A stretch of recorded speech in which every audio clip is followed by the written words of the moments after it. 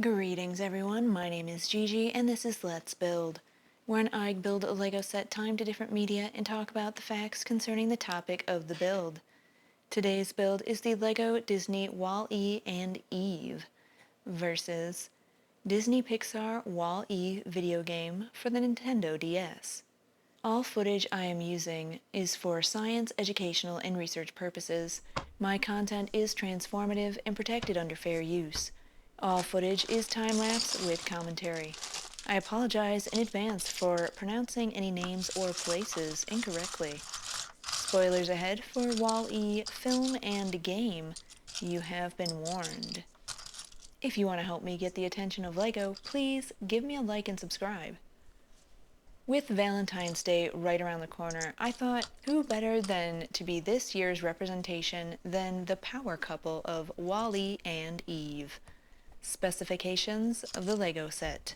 Embark on a hands-on adventure with this impressive LEGO Disney and Pixar WALL-E and EVE Adults Building Kit. The buildable set features 4 LEGO Disney characters, WALL-E, EVE, Mo, and Hal, plus curated details including the plant in the boot from the animated movie. WALL-E's tracks roll, Mo's brush spins, and Mo, EVE, and WALL-E have movable arms and heads. This brick building set for adults is an immersive gift-giving idea for Disney lovers and adult fans. This display-worthy LEGO Disney buildable kit makes a creative choice for a date night activities for couples. A mindful activity for adults, it uses advanced building techniques and helps bring inner peace as you click the last pieces into place and arrange the characters into a stylish Disney display. Build together with friends and family. The LEGO Builder app offers a fun, collaborative building experience while building this set. The building set contains 811 pieces. LEGO Disney Brick Building Set for Adults. Treat yourself or any adult fan of Disney and Pixar movie hit to a detailed WALL-E and EVE 811-piece buildable display set to inspire relaxation. Disney display for you. This building set for adult includes 4 iconic LEGO Disney movie characters and offers a mindful build experience with advanced construction techniques to spark creativity. LEGO Disney characters. The immersive construction set contains 4 Disney and Pixar's WALL-E characters: WALL-E, EVE, Mo, and Hal, from the animated movie to create and celebrate a passion. Active Disney and Pixar collectibles. WALL-E has moving wheels, Mo has a spinning brush. WALL-E, EVE, and Mo have movable heads and arms, and with Hal, the group is ready for display. Creative Disney gift-giving idea. These characters, including Disney and Pixar's WALL-E animated movie-inspired details, make a curated gift-giving idea for Disney lovers and adult fans like yourself. Build together with family and friends. The LEGO Builder app offers a fun and collaborative experience that lets you share the joy and satisfaction of LEGO building and creativity with others. Robot character dimensions. The Disney and Pixar WALL-E buildable model in this 811-piece LEGO building kit for adults stands over 5 inches tall. The manual goes right into the build without any additional information. WALL-E is a 2008 American animated romantic science fiction film directed by Andrew Stanton, who co-wrote the screenplay with Jim Reardon, based on a story by Stanton and Pete Docter. Produced by Pixar Animated Studios for Walt Disney Pictures, the film stars the voices of Ben Burt, Alyssa Knight, Jeff Garlin, John Ratzenberger, Kathy Najimy, and Sigourney Weaver, with Fred Willard in a live-action role. The film follows a solitary robot named WALL-E on a future uninhabitable, deserted Earth in 2805, left to clean up the garbage. He is visited by a robot called Eve, sent from the starship Axiom, with whom he falls in love and pursues across the galaxy. After directing Finding Nemo, Stanton felt Pixar had created believable simulations of underwater physics and was willing to direct a film set largely in space. WALL-E has minimal dialogue in its early sequences. Many of the characters in the film do not have voices, but instead communicate with body language and robotic sounds that were designed by Bert. The film incorporates various topics including consumerism, corporatocracy, nostalgia, waste management, human environmental impact and concerns, obesity and sedentary lifestyles, and global catastrophic risk. It is also Pixar's first animated film with segments featuring live-action characters. Thomas Newman composed the film's musical score. The film cost $180 million to produce, a record-breaking sum for an animated film at the time. Following Pixar tradition, WALL-E was paired with a short film titled Presto for its theatrical release. WALL-E premiered at the Greek Theater in Los Angeles on June 23, 2008, and was released in the United States on June 27th. The film received critical acclaim for its animation, story, visual, scores, sound design, screenplay, and use of minimal dialogue. It was also commercially successful, grossing $521.3 million worldwide and becoming the 9th highest grossing film of 2008.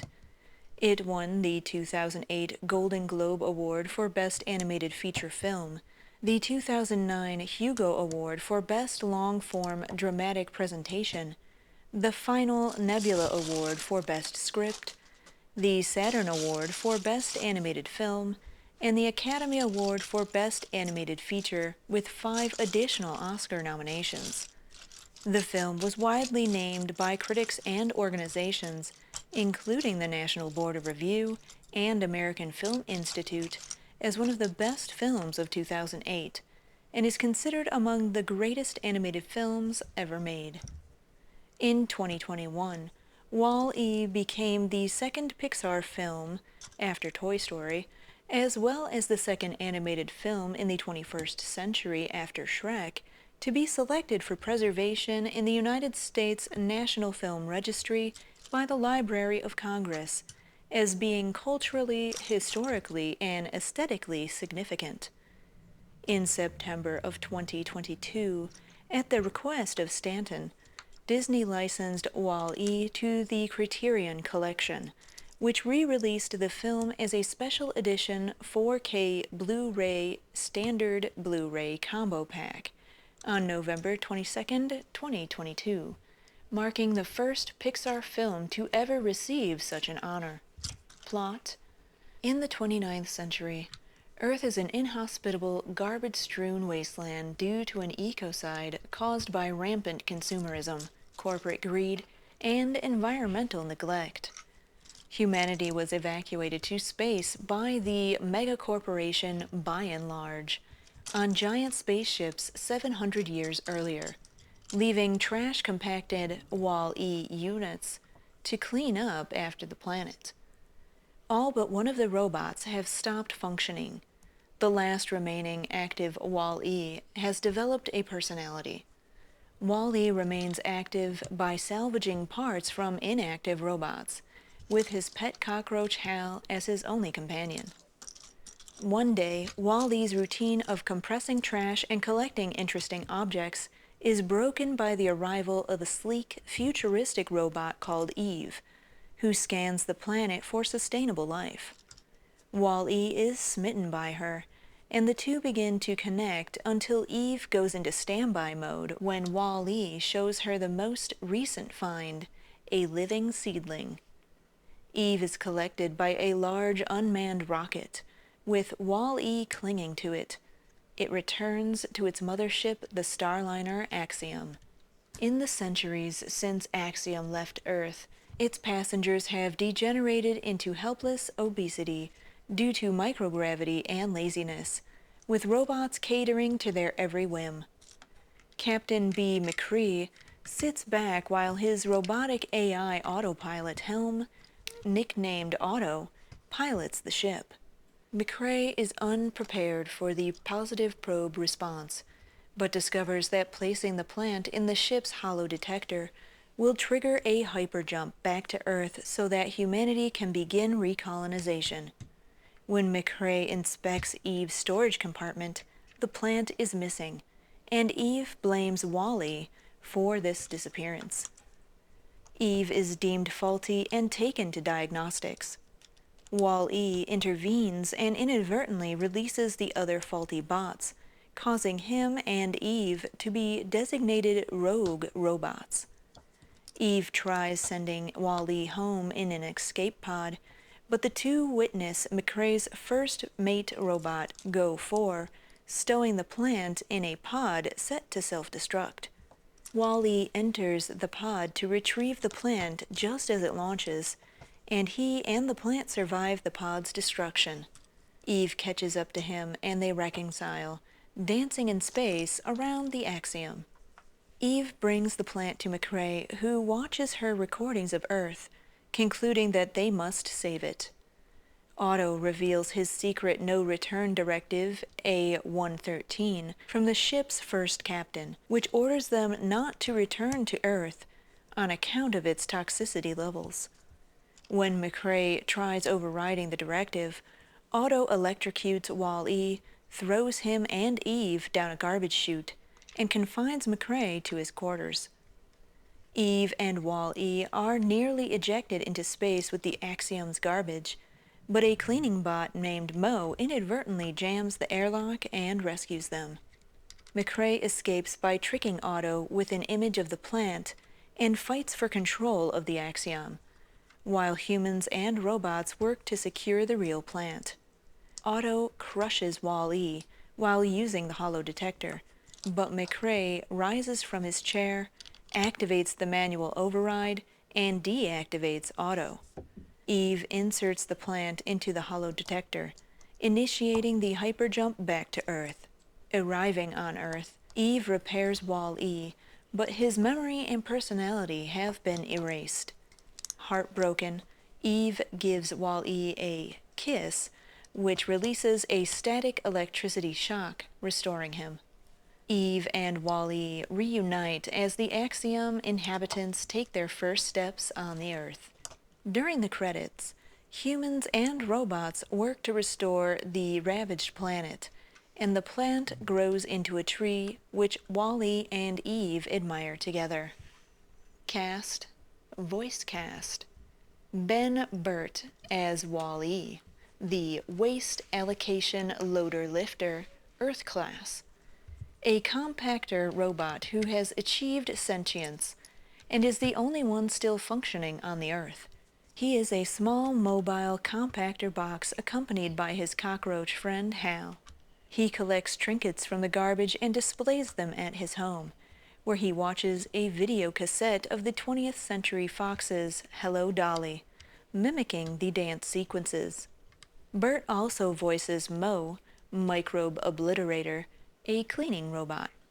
Alyssa Knight as Eve, the extraterrestrial vegetation evaluator, a glossy white egg-shaped probe robot with blue LED eyes, whose directive is to verify the habitability of planets for humans. She moves using anti-gravity and is equipped with scanners, specimen storage, and a cannon which she is quick to use.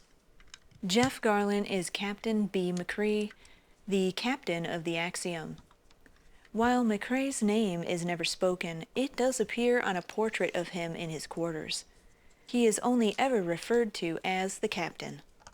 Macintalk, the text-to-speech program for Apple Macintosh computers, is the voice of Otto, the Axiom's villainous AI autopilot which handles command functions of the ship. Loyal to only Directive A-113, he and Go-4 are the only computers not influenced by WALL-E. John Ratzenberger and Kathy Najimy are John and Mary, who live on the Axiom, so dependent on their automatic services as to be oblivious to their surroundings. They are brought out of their trances by encounters with Wall-E and fall in love with each other. Sigourney Weaver as the Axiom's computer. Stanton joked to Weaver, "You realize that you get to be mother now," referring to the ship's computer in the film Alien, starring Sigourney Weaver. Live action cast. Fred Willard as Shelby Forthright, the CEO of By and Large Corporation and President of Earth. He is the only major live-action character, appearing only in videos recorded around the time of the Axiom's launch in the 22nd century. Forthright proposed the plan to evacuate Earth's population and then clean up the planet so they could return within 5 years.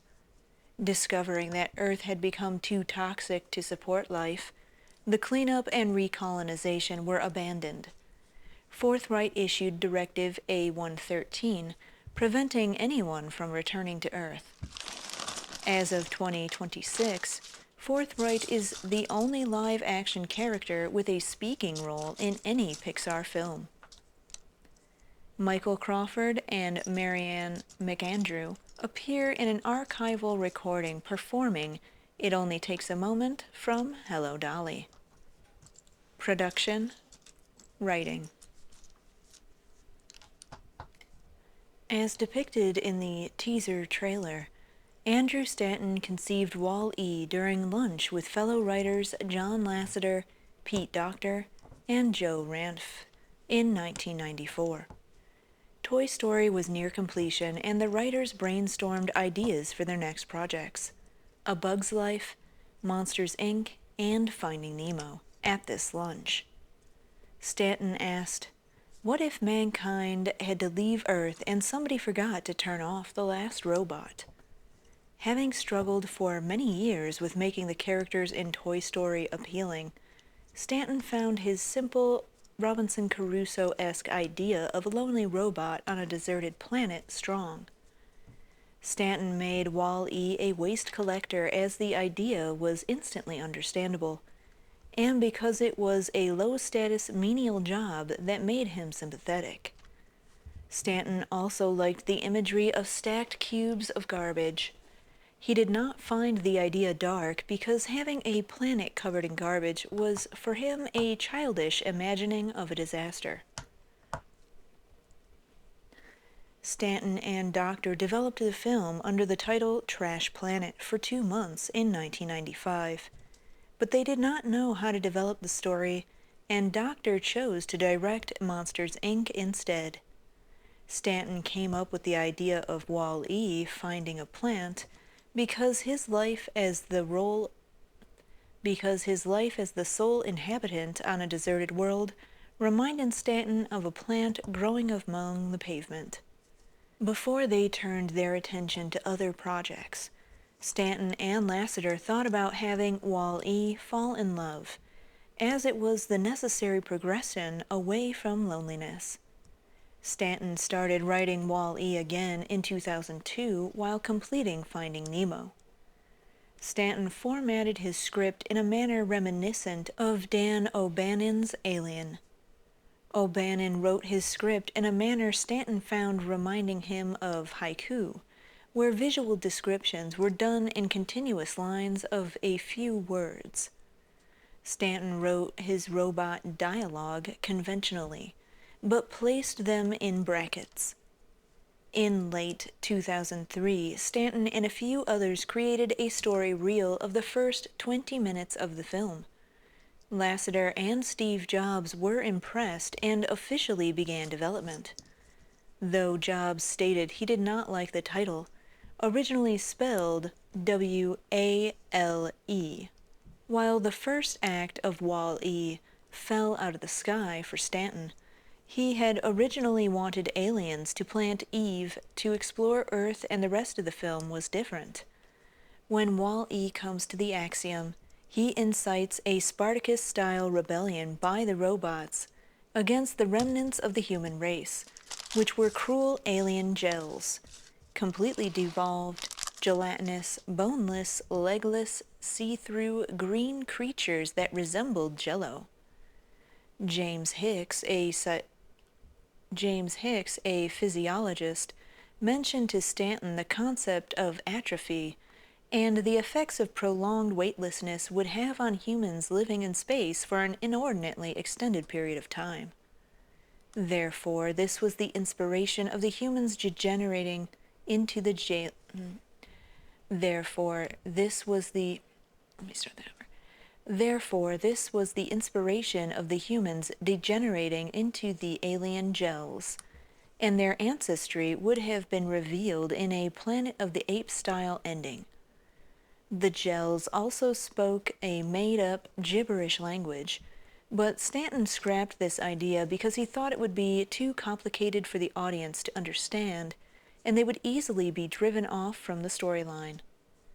The gels had a royal family, who host a dance in a castle on a lake in the back of the ship, and the axiom curled up into a ball when returning to Earth in this incarnation of the story.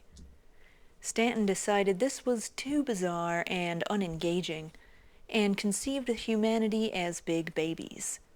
Stanton developed the metaphorical theme of humans learning to stand again and growing up, wanting Wall-E and Eve's relationship to inspire humanity because he felt few films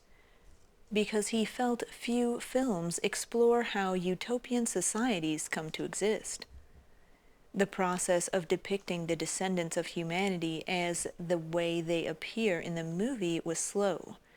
Stanton first decided to put a nose and ears on the gels so the audience could recognize them. Eventually, fingers, legs, clothes, and other characteristics were added until they arrived at the concept of being fetus-like to allow the audience to see them. Oh, that's weird. Start that sentence over. Eventually, fingers, legs, clothes, and other characteristics were added until they arrived at the concept of being fetus-like to allow the audience to see themselves in the characters. In the later version of the film, Otto comes to the docking bay to retrieve Eve's plant.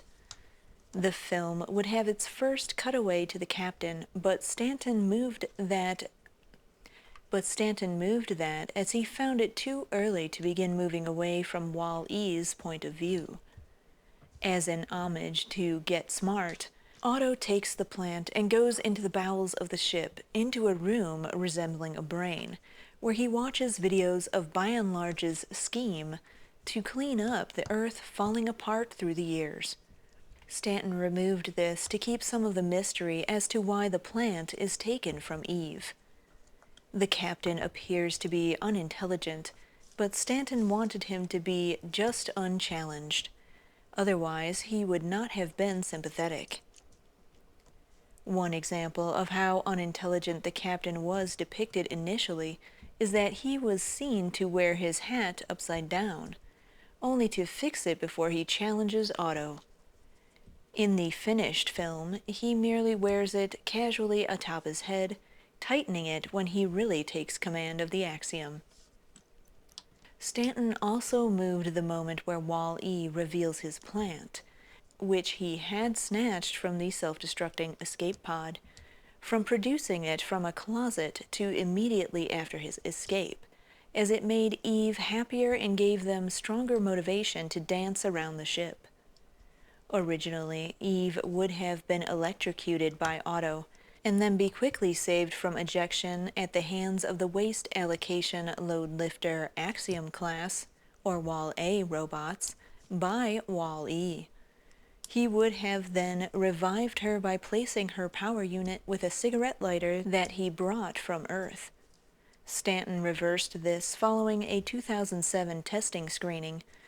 He wanted to show Eve replacing her directive of bringing the plant to the captain with repairing Wall-E, and it made Wall-E even more heroic if he held on to the hollow detector. Oh.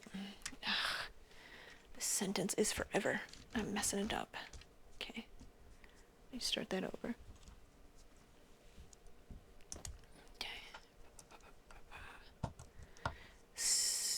Okay. Stanton reversed this following a 2007 test screening, as he wanted to show Eve replacing her directive of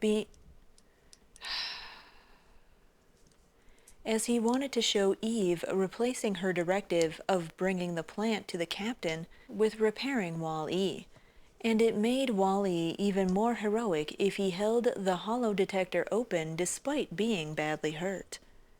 The idea of Wall-E losing his memory and personality came after the Brain Trust team abandoned a scene where Eve had been shot in her heart battery and Wall-E gave her his own battery instead. Stanton felt half the audience at the screening believed the humans would be unable to cope with living on Earth and would have died out after the film's end. Jim Capoblanco, director of Ratatouille short film Your Friend the Rat, created an end credits animation that continued the story and stylized in different artistic movements throughout history to clarify an optimistic tone. Design. Wall-E was the most complex Pixar production since Monsters, Inc., because of the world and the history that had to be conveyed.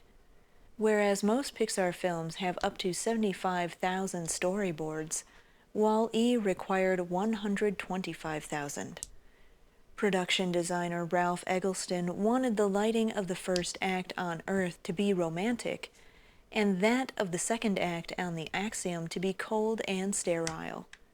During the third act, the romantic lighting is slowly introduced into the Axiom environment. Pixar studied Chernobyl and the city of Sofia to create the ruined world.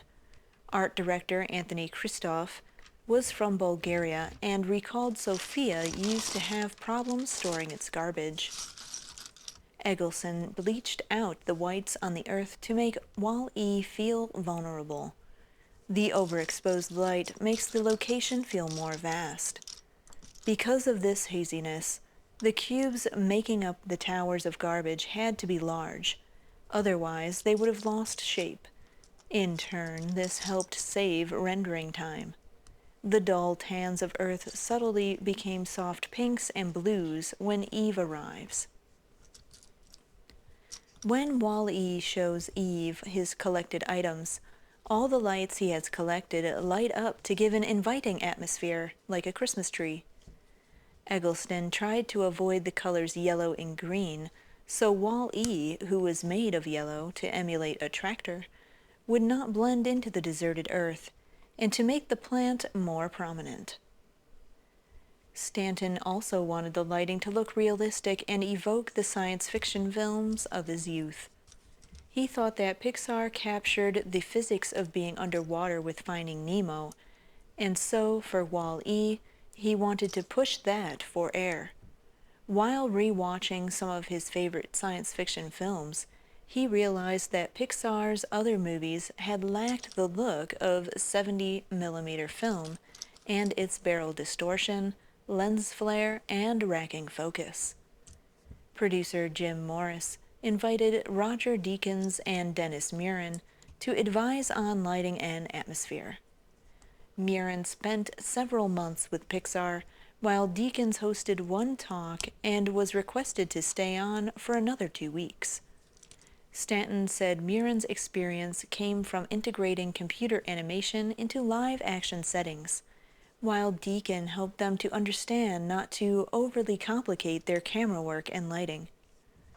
1970s Panavision cameras were used to help the animators understand and replicate handheld imperfections like unfocused backgrounds in digital environments. The first lighting test included building a 3-dimensional replica of Wall-E, filming it with a 70mm camera, and then trying to replicate that in the computer. Stanton cited the shallow lens work of Gus Van Sant's films as an influence, as it created intimacy in each close-up. Stanton chose angles for the virtual cameras that a live-action filmmaker would choose if filming on a set. Stanton wanted the Axiom's interior to resemble Shanghai and Dubai. Eggleston studied 1960s NASA paintings and the original concept art for Tomorrowland for the Axiom, to reflect that era's sense of optimism.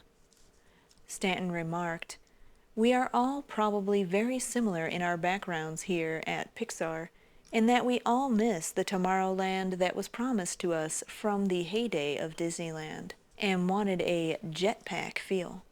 Pixar also studied the Disney Cruise Line and visited Las Vegas, which was helpful in understanding artificial lighting.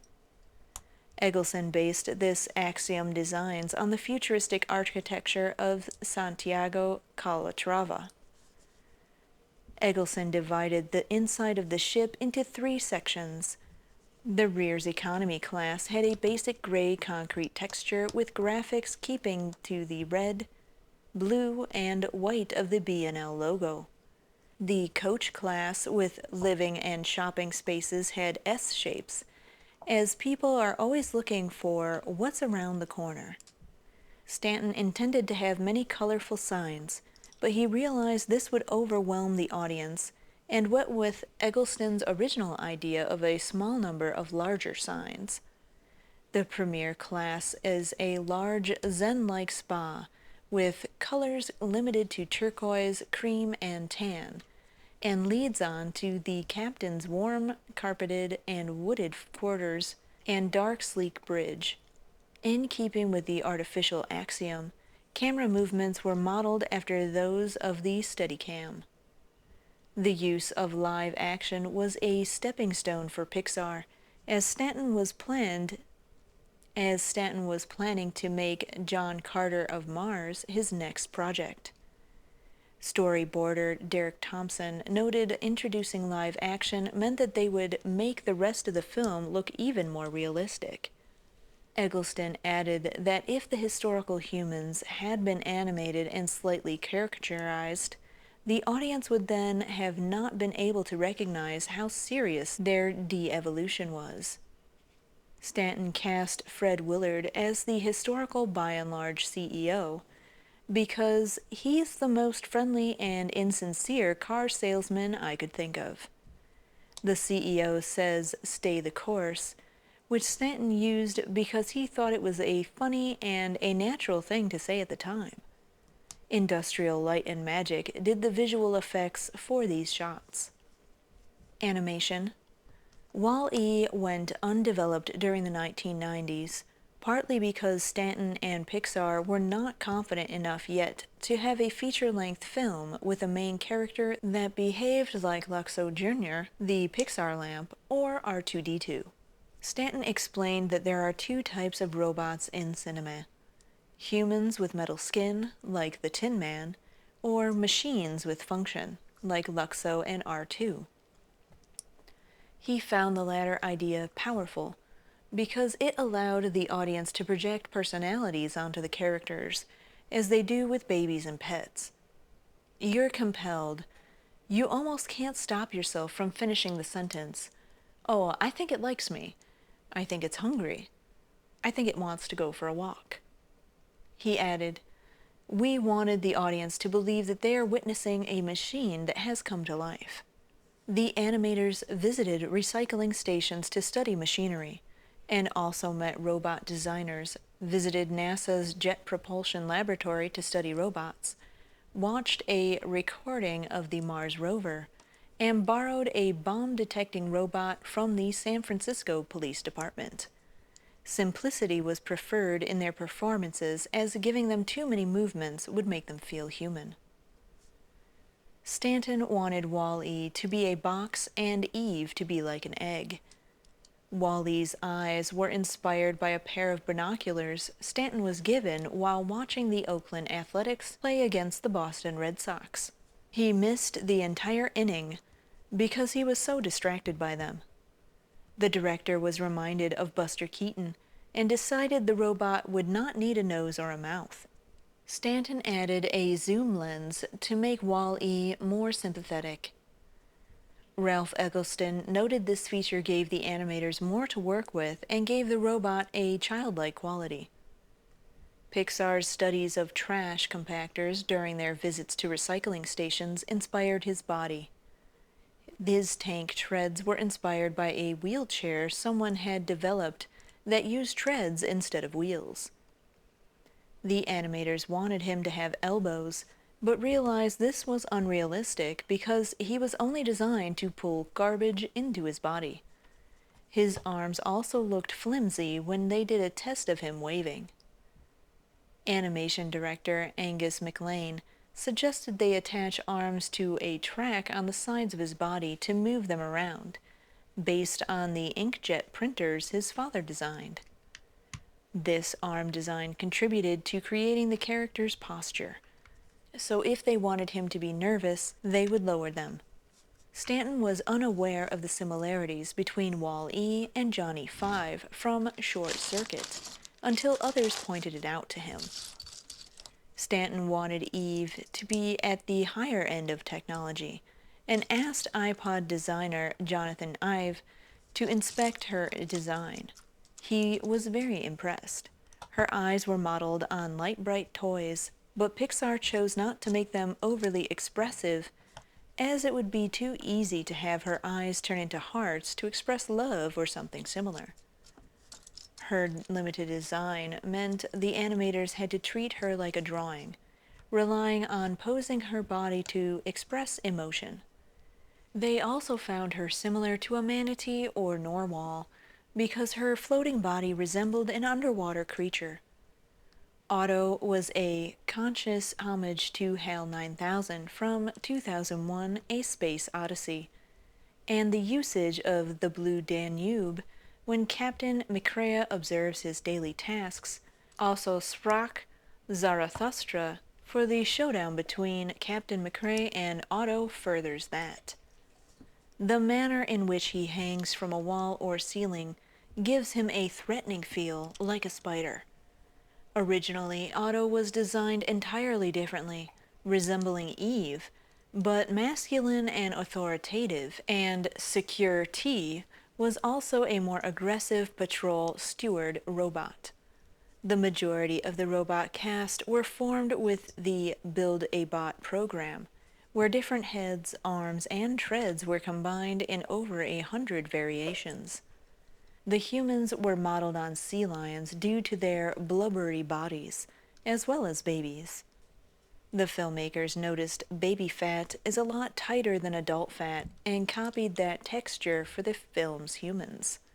To animate their robots, the film's story crew and animation crew watched a Keaton and Charlie Chaplin film for every day for almost a year, and occasionally a Harold Lloyd picture. Afterwards, the filmmakers knew all the emotions could be conveyed silently. Stanton cited Keaton's great stone face as giving them perseverance in animating a character with an unchanging expression. As he rewatched these, Stanton felt that filmmakers, since the advent of sound, relied on dialogue too much to convey exposition. The filmmakers dubbed the cockroach WALL-E keeps as a pet Hal, in reference to silent film producer Hal Roach, as well as being an additional reference to the HAL 9000. They also watched 2001: A Space Odyssey, The Black Stallion, and Never Cry Wolf, films that had sound but were not reliant on dialogue. Stanton acknowledged Silent Runnings as an influence because its silent robots were a forerunner to the likes of R2-D2. WALL-E's design. WALL-E has twin extending hydraulic arm shovels with articulating fingers mounted on U-shaped tracks to his sides. His locomotion is achieved with treads sporting 4 independently actuated sprockets for stability. The tracks on his treads can be removed by unclipping the hinge pins in a single joint. His front opens up his body cavity in which he gathers and compresses trash. His head contains audio-visual sensors mounted on a long, articulating neck, enabling him to see in any direction. All his extremities, arms, treads, and head retract back into his cube-shaped body for easier storage, referred to as boxing in the movie script. He reverts to this shape when sleeping or hiding. A hook on his back served some unknown purpose, perhaps for self-storage aboard the transport. He now uses it to carry his B&L igloo-style cooler to work, which holds a pair of hand tools and a can of spray lubricant, likely for self-maintenance on the job site, but also fills it full of interesting bits of trash he picks up at work, so he can take them home. His chassis is reinforced, mostly to give him the strength necessary to compact trash in his body cavity. As such, he is able to survive most environmental dangers, including long falls, extreme heat, the vacuum of space, and being trapped in a hydraulic actuator much larger than himself.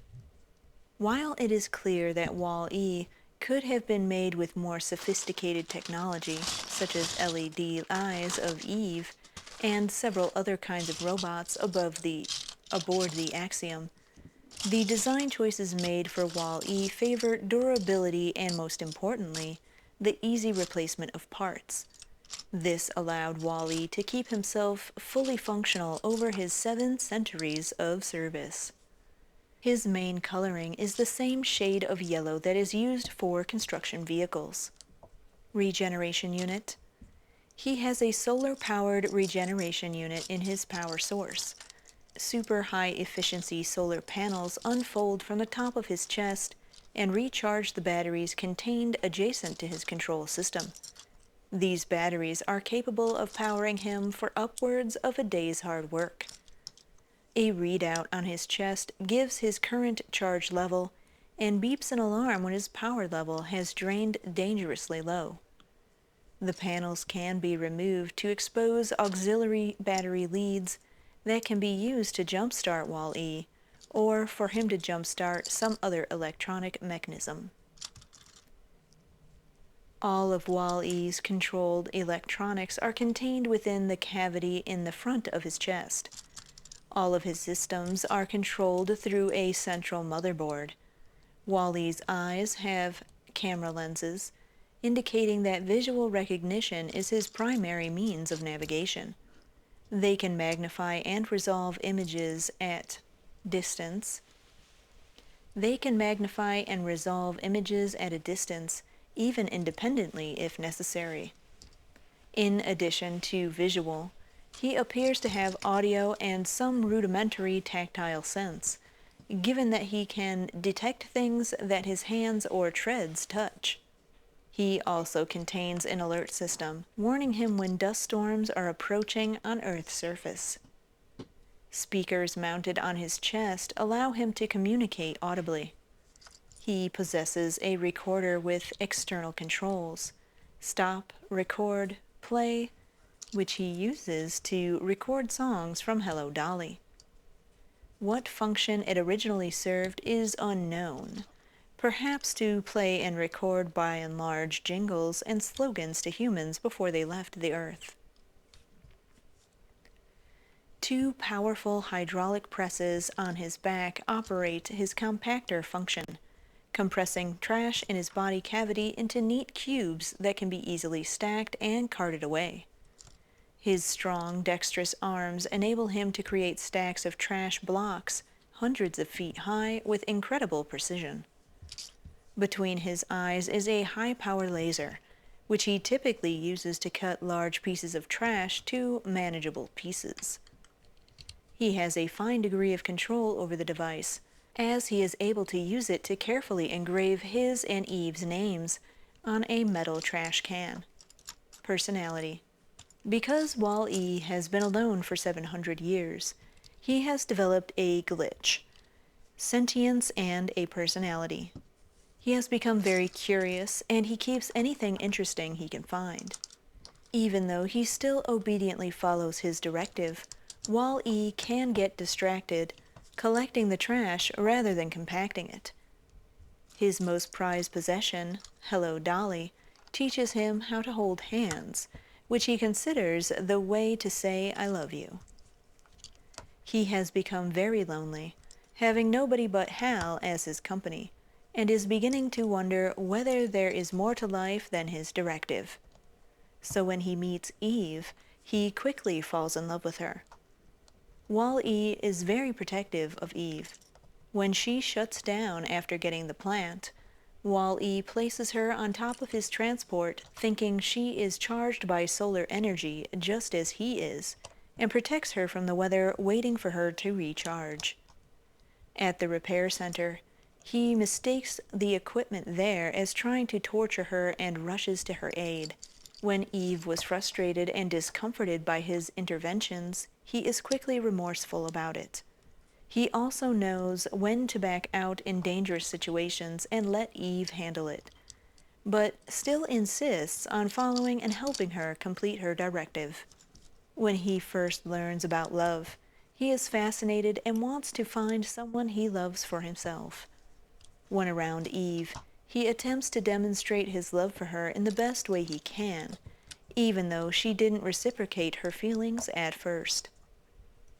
As the film progresses, however, Wall-E is able to understand the importance of how love isn't just about holding hands, but taking the time to know each other, trusting people, and accepting who they are and what they are meant for.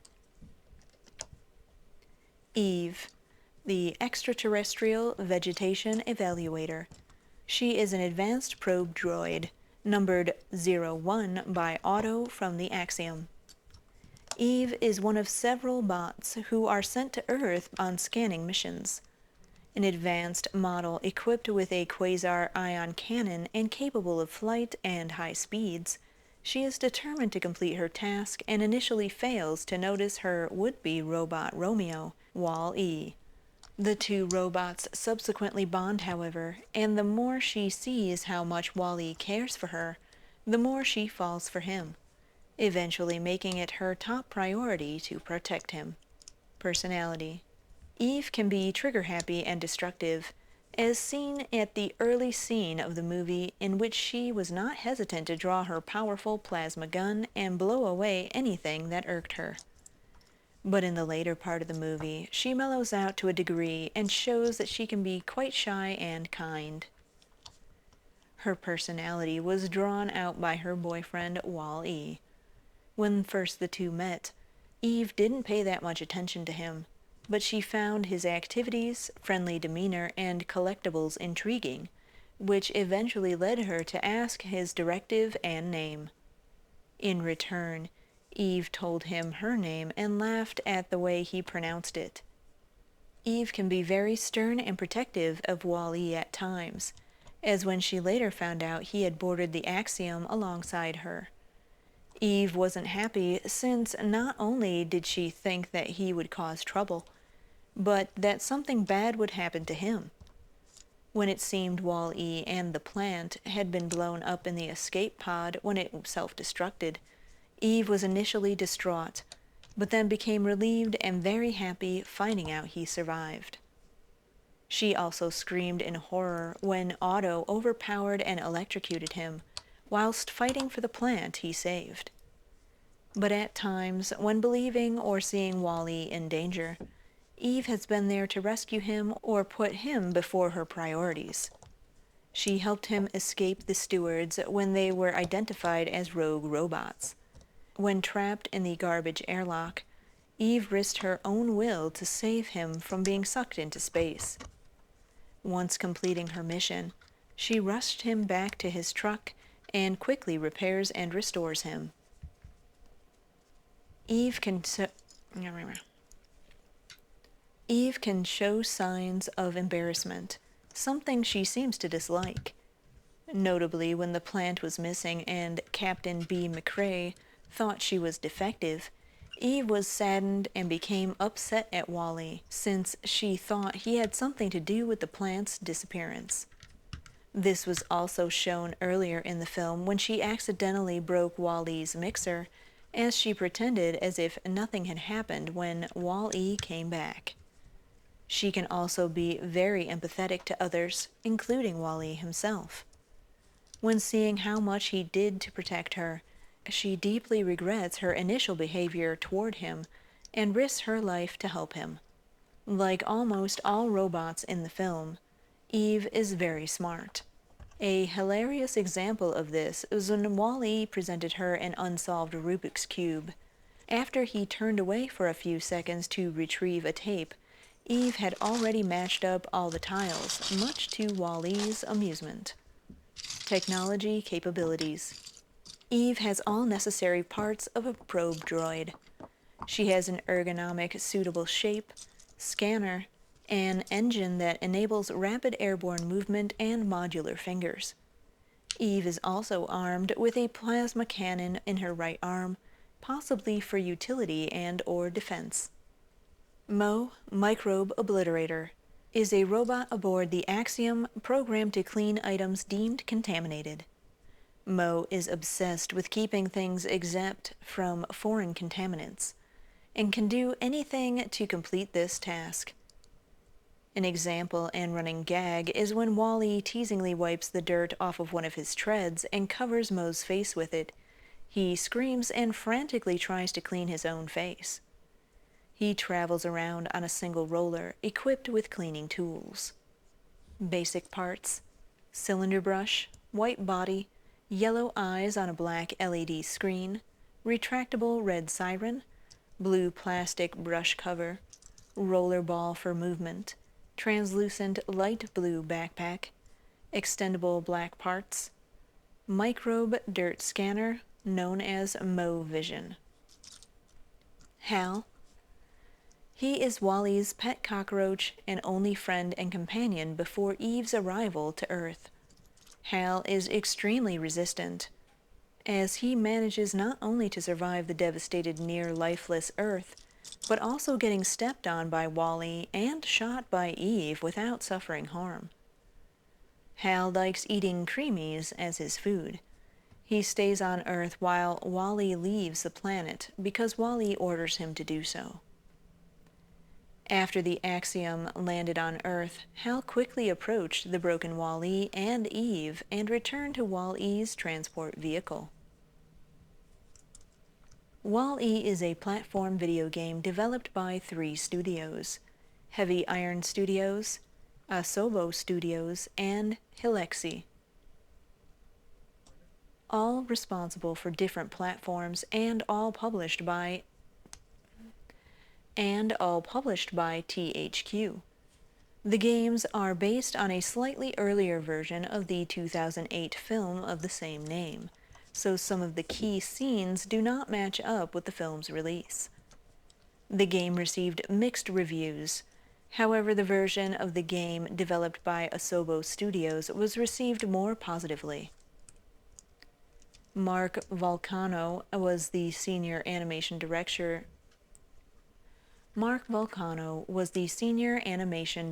for the video game. He had just left Sony Pictures Imageworks, where he had worked as a senior character animator for films like Beowulf and others. Before he was at Imageworks, he worked as an animator, director, and supervisor for Big Idea Productions' VeggieTales. Gameplay. The PlayStation 3, Wii, and Xbox 360 versions feature 9 explorable levels. The Microsoft Windows, Mac OS X, PlayStation 2, and PlayStation Portable versions feature 24 levels, and the NintendoDS features 14 explorable worlds. The Wii is the only version of the game that features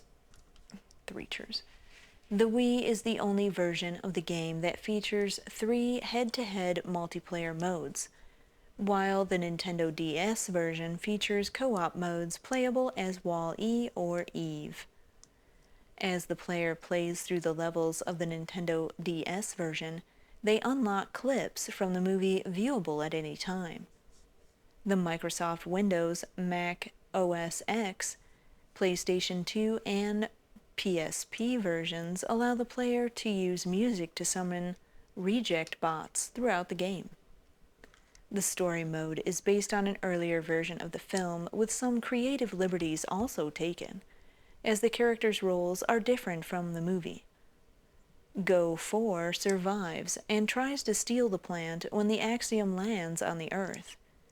Eve is tasered by Otto. WALL-E repairing Eve. Eve tries to repair WALL-E repairing Eve, and WALL-E survives from getting crushed by the hollow detector.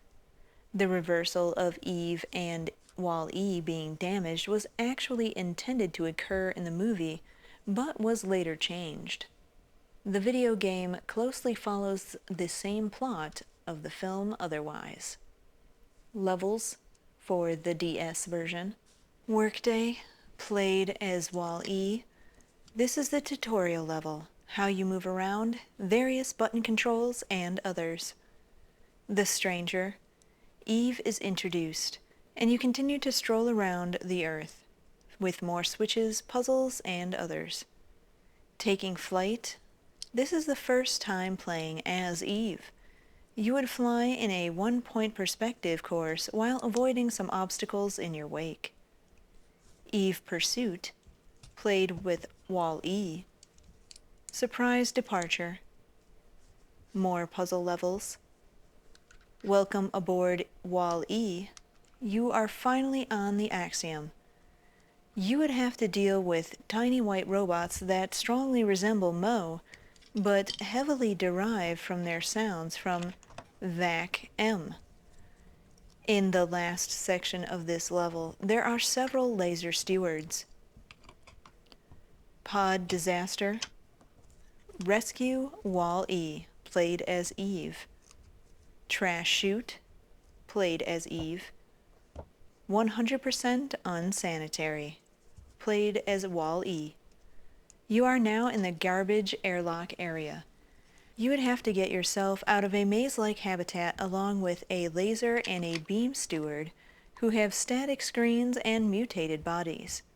Yet they are somehow able to function normally. Rescue Robot.